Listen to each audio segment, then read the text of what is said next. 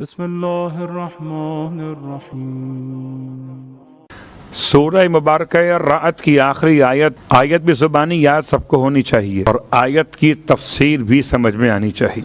سورہ رعد میں گرچہ 3 ایسی آیتیں ہیں پورے سورے میں خاص الگ سے بیان کی گئیں، ان میں سے ایک آیت ان اللہ لا یغیر ما بقوم حتی یغیروا ما بانفسهم، دوسری آیت الا بذکر اللہ تطمئن القلوب، اور تیسری آیت ویقول الذین کفروا لست مرسلا۔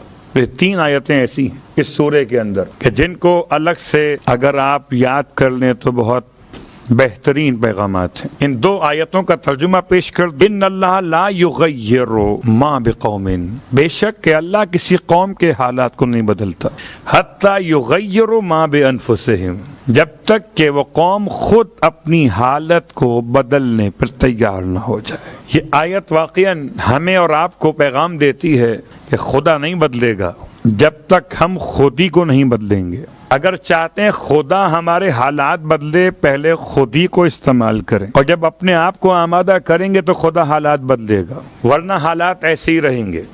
آپ چاہتے ہیں کہ آپ کو رزق اچھا ملے، حالات بدلی، پہلے کوشش کم کرتے تھے، کوشش بڑھا دیجئے، اور اگر رزق تنگ ہونے لگے تو بجائے عاملوں کو تلاش کرنے کے عمل تلاش کیجئے، اس لیے کہ عاملوں کے ہاتھ میں نہیں ہے کہ آپ کا رزق بڑھا دیں۔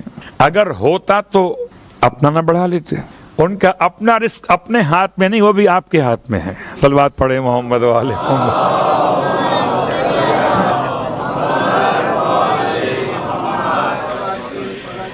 تو اس میں کوئی شک نہیں کہ مشکل ترین مسائل کے حل کے لیے عملیات بھی ہیں، اس میں کوئی شک نہیں، مگر عملیات سے زیادہ اہم عمل ہے۔ تو عملیات کے باب میں جملہ آپ کی خدمت میں عرض کر دوں کہ مولائے کائنات کا ماننے والا اور در بدر پریشان ہو، بیٹھا ہے مشکلات کے رستے میں ہار کے، اور بدنصیب دیکھ علی کو پکار کے۔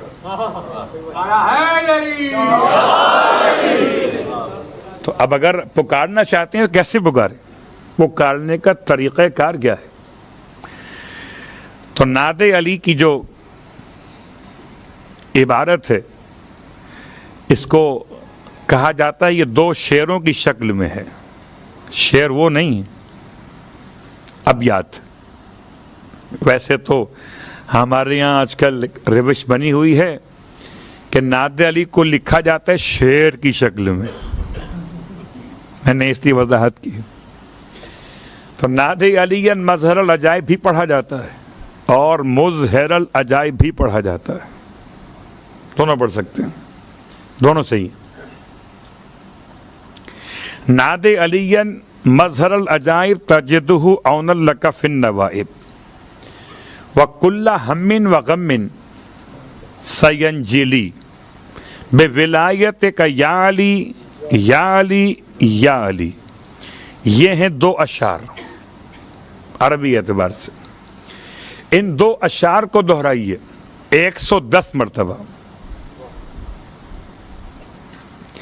110 مرتبہ۔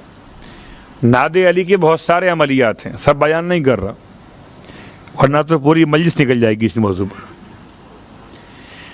ہر مشکل ترین مسئلے کے لیے، ہر پریشانی کے حل کے لیے نعت علی کے اشعار کو دہرائیے۔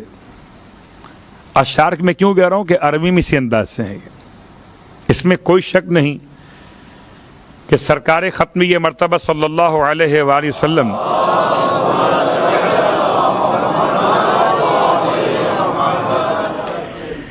ان جملات کو ادا فرمایا، نعت علی کہ پکاری علی کو اور آپ نے پکارا علی کو۔ تو ان 4 اشعار کو 110 مرتبہ تلاوت کیجئے اور اس کے بعد 3 مرتبہ توسل کیجئے۔ دعائے توسل مختلف ہیں،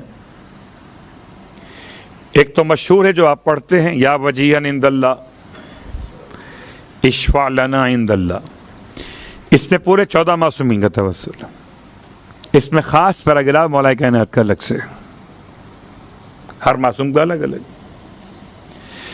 تو اگر کوئی اور آپ کو دعائے توسل نہ ملے الگ سے تو اس کا ایک پیراگراف نکال لیجیے مخصوص بمولا کائنات، اور 110 مرتبہ نعت علی پڑھنے کے بعد اس پیراگراف کو آپ پڑھیں گے 3 دفعہ، جو مخصوص مولا کائنات کا. اور اس کے بعد ویسے ایک اور دعائے توسل میں مولا کائنات کو اس طرح سے وسیلہ بنایا ہے کہ اللہم انی اسألک بحق امیر المومنین علی ابن ابی طالب علیہ السلام، اللہم صلی اللہ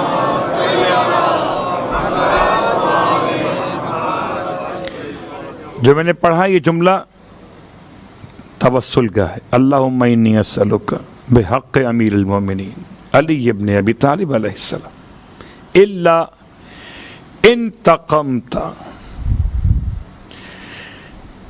کیا الفاظ ہیں؟ الا انتقمت بہ، اے پروردگار تجھے واسطہ تیرے ولی امیر المومنین علی ابن ابی طالب کے حق کا، انتقمت بہ ممن ظلمنی، تو انتقام لے ہر اس سے جس نے مجھ پر ظلم کیا، وغشمنی، اور جس نے مجھے دھوکہ دیا، وانتوا علی ذالک، اور جو اس کا ارادہ مسلسل کر رہا ہے، وقفنی مؤونۃ کل احد، اور میری کفایت فرما ہر ایک مخالف اور ظالم کے مقابلے پر بتوسل مولا کائنات. تو مخصوص مولا کائنات کا توسل جو ہے وہ ظالم کے مقابلے پر ہے، جس نے آپ کو دھوکہ دیا ہو، جس نے آپ کے ساتھ ظلم کیا ہو، جو آپ کو پریشان کرنا چاہتا ہو، اس کے خلاف جب آواز بلند کیجئے تو مولا کائنات کو پکاریے. بات واضح ہوئی؟ یہ کہاں ملے گا یہ جملہ؟ مفاتیح الجنان میں جہاں پر دعائے توسل ہے، اسی دعائے توسل کے نیچے دعائے توسل دیگر کے نام سے، اردو ترجمے کی بات کر رہا ہوں تاکہ آپ کے لیے آسانی ہو جائے، دعائے توسل دیگر، اسی دعائے توسل کے نیچے. تو یہ 110 مرتبہ نعت علی کا عمل اپنے مقام پر، پھر دعائے توسل کوئی پڑھ لیجیے آپ. یہ نہ مل سکے کوئی بات نہیں، جو آپ کے پاس موجود ہے وہ پڑھ لیجیے، ورنہ ایک اور بھی ہے. خیر، تو یہ عمل کیجئے، مگر اس کے ساتھ ساتھ اگر رزق تنگ ہو رہا ہے تو پہلے خدا سے مغفرت کا سوال کیجئے. پھر دیکھیے کہ آپ اس وقت میں بیدار رہتے ہیں جب روزی بڑھتی ہے.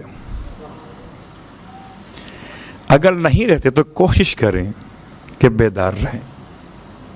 کل کی بات سے آج کی بات مل رہی ہے، وہ وقت مخصوص ہے مولا کائنات کے نام سے.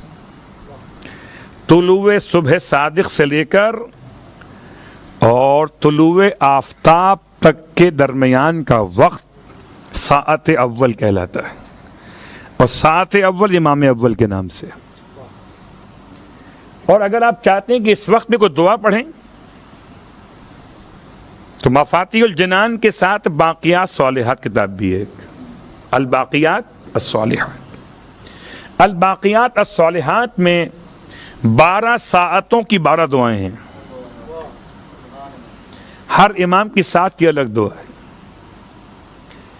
دیکھیے یہ آج کی بات نہیں ہے، کتنی پرانی بات ہے، کتاب میں کب سے لکھی ہے، اور ہم ادھر ادھر ڈھونڈ رہے ہیں. اس کو علی جیسا مولا نصیب ہو گیا ہو،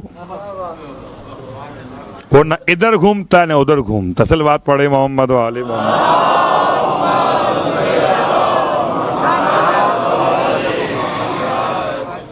تو اس لیے بات زبان پر آ گئی کہ آپ کی جو پریشانیوں اور مشکلات کا جو حل ہے مولا کے نام سے ہے.